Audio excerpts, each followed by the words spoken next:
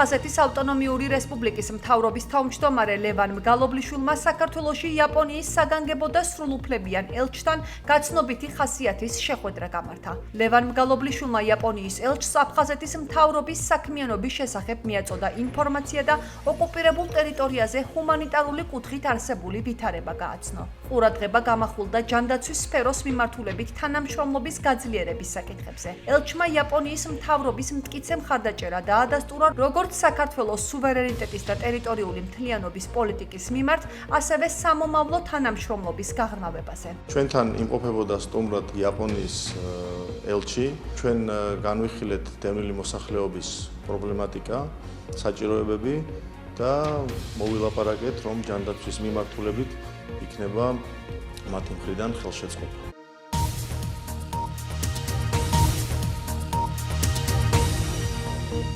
რა როლი აქვს განათლებას სამშვიდობო პოლიტიკის განხორციელების პროცესში? აღნიშნულ თემასთან დაკავშირებით აფხაზეთის მთავრობის თავმჯდომარე ლევან მგალობლიშვილმა სოხუმის უნივერსიტეტის რექტორთან და პროფესორ მასწავლებლებთან პირველი ოფიციალური შეხვედრა გამართა. შეხვედრის მიმდინარეობისას ყურადღება გამახვილდა სამშვიდობო პროცესებში ახალგაზრდების აქტიური ჩართულობის ხელშეწყობის აუცილებლობაზე და ქართულ-აფხაზური ურთიერთობების გაღრმავებისა და განვითარების ნაწილში უნივერსიტეტის საქმიანობის როლზე. ლევან მგალობლიშვილმა აკადემიური წრეების წარმომადგენლებს მრავალწლიანი და ნაყოფიერი საქმიანობისთვის მადლობა გადაუხადა. დაისახა ერთობლივად განსახორციელებელი ღონისძიებები. დღეს ვესტუმრეთ სოხუმის სახელმწიფო უნივერსიტეტს. მადლობა გადაუხადეთ პროფესორ მასწავლებლებს იმ წვლილისთვის, რასაც ისინი აკეთებენ საქართველოს მომავლისთვის. გავეცანით იმ პროექტებს, რაც მათ გააკეთეს ამ წლების მანძილზე. და დავსახეთ მომავალი გეგმები და ურთიერთთანამშრომლობის ფორმატში გავაგრძელებთ მომავალ ურთიერთობას. მნიშვნელოვანია თავისთავად აფხაზეთის მთავრობის ხელმძღვანელის მოსვლა უნივერსიტეტში, მაგრამ ერთმანეთ გაცილებით უფრო მნიშვნელოვანია ის განწყობა, რამაც ეს შეხვედრა განაპირობა. მე დარწმუნებული ვარ, რომ ეს ურთიერთობა ამ ორი სტრუქტურის მთავრობის და უნივერსიტეტის იქნება ჩანსაღი, იქნება ნაყოფიერი და მოემსახურება ჩვენი ქვეყნის უპირველეს და უმთავრეს მიზანს, ჩვენი ქვეყნის ერთიანობის აღდგენას. რუსეთის ხელისუფლებამ ოკუპირებული აფხაზეთის მარიონეტულ მთავრობასთან ეგრეთ წოდებული შეთანხმება გააფორმა, რომლითაც რუსულ კომპანიებს დე-ფაქტო რესპუბლიკაში საინვესტიციო პროექტების განხორციელების შესაძლებლობას აძლევს. ეგრეთ წოდებულ დოკუმენტს მოსკოვში ხელი მოაწერეს დე-ფაქტო რესპუბლიკის ეგრეთ წოდებულმა ვიცე-პრემიერმა და ეკონომიკის მინისტრმა კრისტინა ოზგანმა და რუსეთის ეკონომიკური განვითარების მინისტრმა მაქსიმ რეშეტნიკოვმა. რუსული უწყების ცნობით დოკუმენტი კერძოდ განსაზღვრავს მხარეების უფლებებს და ვალდებულებებს. მხარდაჭერის ნორმებს ოკუპირებულ აფხაზეთში საინვესტიციო საქმიანობით დაკავებული იურიდიული პირებისთვის. კრისტინა ოზგანმა აღნიშნა, რომ ინვესტიციების საკვანძო როლს ითამაშებს ოკუპირებული აფხაზეთის ეკონომიკურ სტაბილურობაში. აფხაზური ოპოზიცია ეგრეთ წოდებულ შეთანხმებას ეწინააღმდეგება და მიიჩნევს, რომ ეს ოლიგარქიულ ექსპანსიას გამოიწვევს. ამ ეგრეთ წოდებული დოკუმენტის ძალაში შესვლას ოკუპირებული აფხაზეთის დე-ფაქტო პარლამენტის სავალდებულო რატიფიცირება სჭირდება. ამ ფაქტს ქართველი ექსპერტები ეხმაურებიან და აღნიშნავენ, რომ კრემლის ზეწოლა და რუსიფიკაციის პროცესი ოკუპირებულ აფხაზეთში ყოველგვარ ზღვარს სცილდება. ჩვენთან საუბარში ანალიტიკოსები რამდენიმე ვერსიაზე საუბრობენ. ის ხელშეკრულება, რასაც რამდენიმე დღეს წინ მოაწერა ხელი კრისტინა ოზგანმა, ეს არის ის ხრიკი, რის მეშვეობით მოსკოვი შეცდება აფხაზეთის მიწების დაუფლებება. იმიტომ რომ ეს მიწები გადაეცემა რუს ინვესტორებს. რუსი ინვესტორი ამ მიწას ჩადებს რუსეთის ბანკს, მერე კრედიტს გამოიტანა, კრედიტს არ დაუბრუნებენ, მიწა გადავა ბანკის მფლობელობაში, მერე გადაეცემა მესამე პირებს და ესე გაეპლანდება აფხაზეთის მიწები. ამას ყველა ხვდება, ამას ყველა ხედავს, მაგალითად ლევან მიკავა პირდაპირ თქვა, რომ ეს კანონი არის, ეს ხელშეკრულება არის რამდენიმე ისეთი კორუფციული ადამიანის ინტერესებში, ვინც არის აფხაზეთში. უნდა ველოდოთ იმას, რისი მოლოდინიც ძალიან დიდი ხანია უკვე რომ გვაქვს. 2022 წლის ომამდე რუსული ბიზნესი მაინც და მაინც ვერ აქტიურობდა აფხაზეთის ტერიტორიაზე, რაღაცა მცირე ინიციატივები იყო, რომელთა წარმატებაც სრულად იყო დამოკიდებული იმ კეთილგანწყობაზე, რასაც ამჟღავნებდა აფხაზური დე-ფაქტო ადმინისტრაცია.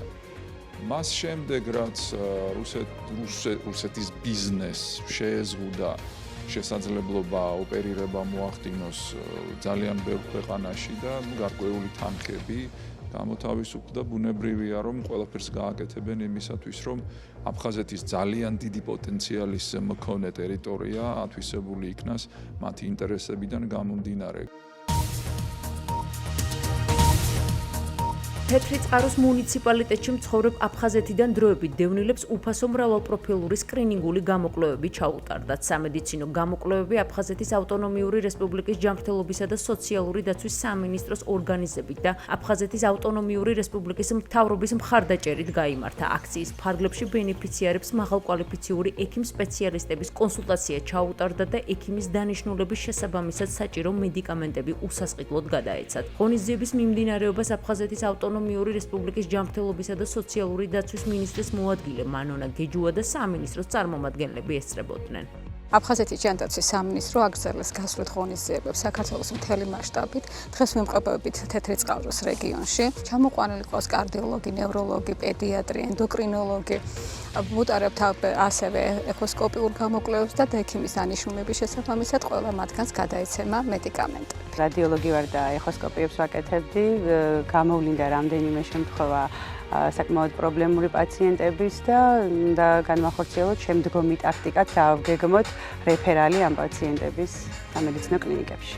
ყველა გამოკვლევა წნევის, ფეხის, გულის, კუჭის კმაყოფილი ვარ, ისეთი კაი წამლები გამომეწერეს, რომ დამეყუჩდება ტკივილით.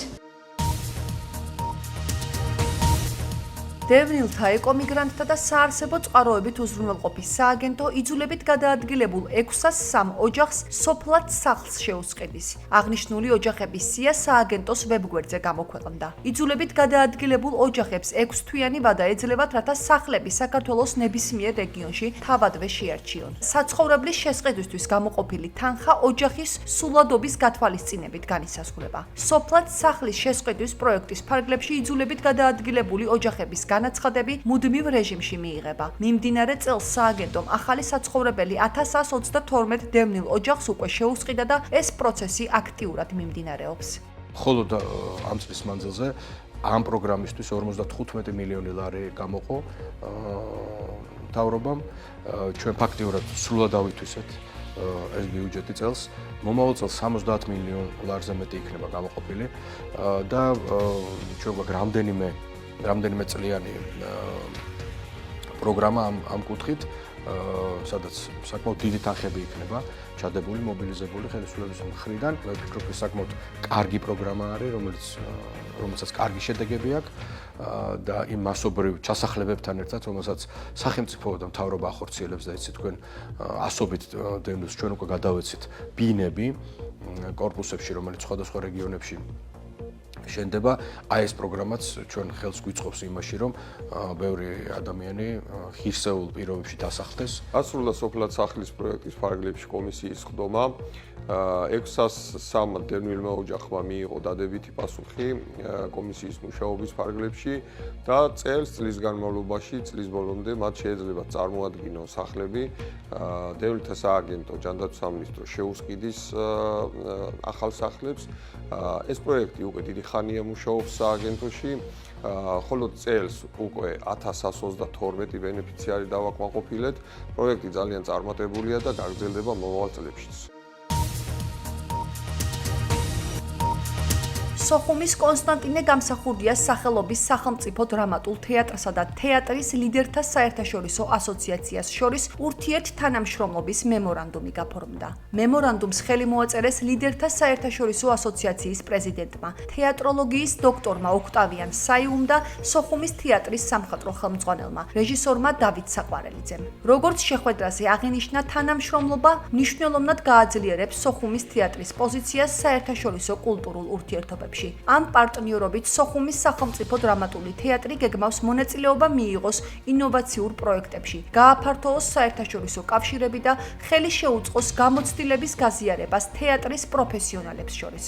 ძალიან მნიშვნელოვან ასოციაციაში გავწევრიანდით. ეს ასოციაცია არის ლიდერები თანამედროვე თეატრის ლიდერთა ასოციაცია, რომელიც გარს უხსნის ჩვენ თეატრს უამრავ საერთაშორისო ასპარეზზე, კოლაბორაციების, სხვადასხვა თეატრებთან ურთიერთთანამშრომლობის და ესეთი ურთიერთგაცვლითი პროგრამების თვალსაზრისით, რაც ჩემი აზრით ძალიან მნიშვნელოვანია პირველ რიგში იმისთვის, რომ დავდგათ და ვიმოგზაუროთ მთელ სოფლიოში და ვაჩვენოთ ჩვენი თეატრის შესაძლებლობები, ჩვენი ხელოვნება გავუზიაროთ მათ. თეატრის ლიდერთა საერთაშორისო ასოციაციასთან გაფორმებული ურთიერთთანამშრომლობის მემორანდუმი არის ძალიან მნიშვნელოვანი მოვლენა სოხუმის სახელმწიფო დრამატული თეატრისთვის, იმიტომ რომ ეს ურთიერთთანამშრომლობა მომავალში იქნება საწინდარი ძალიან მნიშვნელოვანი საერთაშორისო პროექტების, საერთაშორისო პროგრამების, რომლებიც უკვე დაგეგმილია ამ ორ ორგანიზაციას შორის და მე ვფიქრობ, რომ ეს იქნება სოხუმის თეატრისთვის და არა მხოლოდ სოხუმის თეატრისთვის.